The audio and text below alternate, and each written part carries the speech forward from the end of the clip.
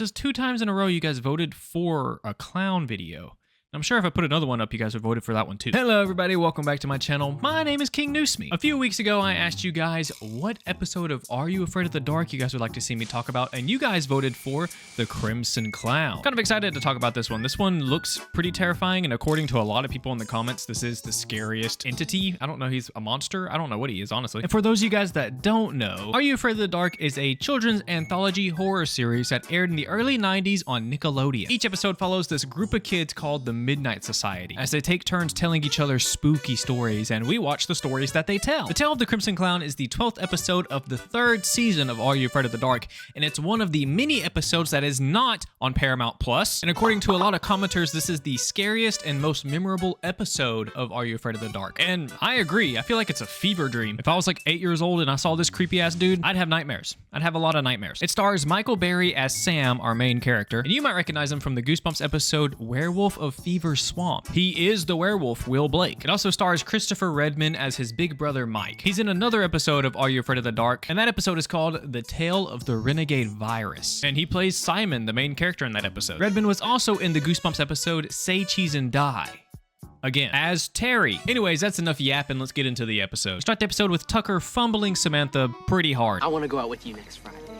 Do I have anything to say about this? After that failure, we see Eric using Gary as a mule, because Eric found an embarrassing poem that Gary wrote that he is using as blackmail, and he says that he will give him the poem back at the end of the week if he is his servant. I don't know if what you wrote in that note is as embarrassing as having to be this twerp's cherub for the rest of the week. But like me, these guys have been talking for too long, so we need to get into the story. So Gary starts his story off with, There's an old saying, what goes around, comes around. no matter what you do, it'll always come right back at you. And most of the time, it's when you least expect it. So throw the probably toxic chemicals into the fire and let's begin. And again, I know it's like creamer. I know it's creamer, guys. I just like saying toxic chemicals because it's fun. It's fun. We start the episode by meeting the brothers Sam and Mike. Mike has used his paper delivery job to save up some money to buy his mom a birthday present. He tries to get his brother to come with him so they can pick out a gift together before the stores close, but Go yourself. I'm watching something. Sam doesn't care. Mike doesn't mess around with his mama though, so he forces Sam to come. Let's go. Go where? Uh-oh. Mike quickly comes up with a lie that him and his brother are just gonna go skating before it gets dark. And of course, she lets them, but she gives them a 6 p.m. curfew. After a short walk, the boys make it to the store where they're gonna buy their mom a gift. No, not that one. This antique store. At least I think it's an antique store. And the way they walk in completely shows you both of their personalities. Oh, sorry, man. Sorry, here. I'll get the door. And after about 5 seconds of looking around, Sam gets bored and wants to go to the toy store that's next door. But Mike was told to watch Sam and doesn't want him to leave. He just knows once Sam is out of his vision, something bad's gonna happen. I'm only going next door. Mike reluctantly lets Sam go next door, but tells him to stay right there and don't leave. Yes, ma'am. Mike walks around the store for a little bit and finds that the owner of the store is a bit greedy and overcharges for everything. He also has a ton of weird stuff, like this clown doll that he's hidden in the porcelain ones. The shop owner is also Can I help you?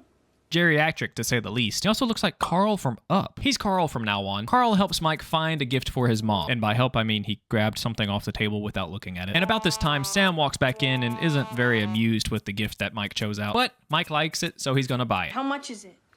For you, $50. That thing was like $5 before, there's no way. Mike tries to pay for the trinket, but when he opens his wallet, he finds it's empty. He thinks he might have just left his money at home, but he's pretty sure that he brought it along. Carl just says, Maybe another time. and while this whole conversation was happening, Sam was having a staring contest with the clown doll. And I think he's losing. Mike asks Sam if he's seen the money anywhere around, and he turns him to find Sam.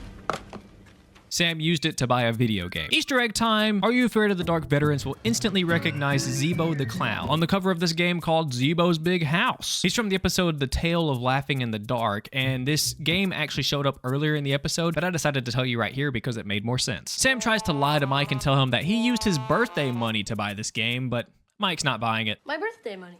You spent that on a bike. I had some left over. No, you didn't. Sam must do shit like this all the time because Mike is oddly calm about the whole situation. So Mike forces Sam to go back to the store and try to return the game, but when they get there, No! It's closed. So Mike just goes back to the antique store and begs Carl to give him the trinket and that he'll come pay him back tomorrow. But Carl is tired of their shit and just tells them no. Mike tries to talk to Sam and make him realize what a selfish and rude thing he did. But Sam doesn't care. He just replies with, Yeah, I better not pout, I better not shout, because Santa Claus is coming to town.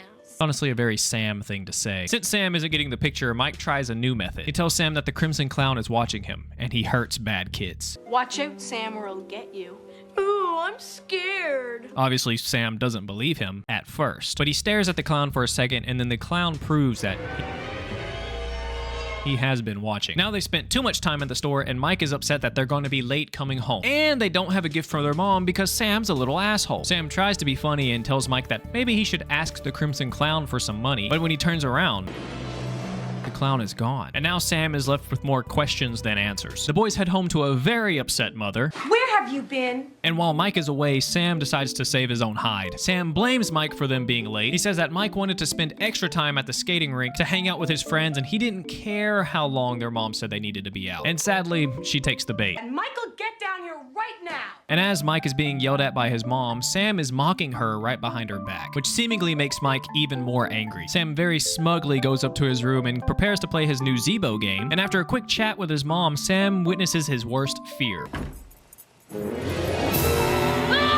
The clown somehow made it into their house, and now he's in Sam's room. He calls for his big brother Mike, but by the time Mike gets there, the clown is gone. Or is it? After dinner, Sam gets to watch some TV, and as he's watching the TV, it starts acting a little strange. It sounds like laughter is coming from the TV, and in an instant, the lights go out and the doors slam shut. Now that Sam is trapped, the Crimson Clown reaches out to grab him. He gets closer and closer until Oh, is the baby afraid of a little old movie? Mike unknowingly saves him. Or was that a part of Sam's imagination? Mike picks on Sam a little bit for being scared of the clown, Whoa, keep it up and the Crimson Clown will get you. which is honestly fair. I think Sam should get picked on more. Sam gets pissed off that Mike brought up the clown again and storms off to his room. And this is when Mike tells his mom what happened, which she doesn't approve of. Just give him a break, sweetie. He's still little. Once Sam gets upstairs, he finds his bedroom door is locked. After a few bashes, he gets inside to find his room is absolutely trashed, but Mike's side of the room is completely clean, almost spotless. And when I say his room is trashed, I mean trash. There's toys all over the floor, the posters are barely hanging on the walls, and the Crimson Clown is on his bed. The Crimson Clown is on his bed! Mike! Oh. Never mind. After another look at the Zebo game, they really wanted you to see that, didn't they? Sam cautiously goes to sleep. And later that night, Mike comes in the room and tells Sam that he's just been kidding about the whole Crimson Clown thing. It isn't true. He just said it to scare him. But Sam, being himself, just says, Yeah, whatever. now I want you guys to buckle up because the next few minutes get pretty crazy. While asleep, we enter one of Sam's dreams. And it looks like he's back in the antique store with no escape. Yeah, buddy, I'm sure lightly tapping on the glass is gonna break it down. Help, let me out. Please, no, help. I want out. Please, please, let me out. And instead of a kooky old man running the store, he gets a life-size Crimson Clown coming to kill him.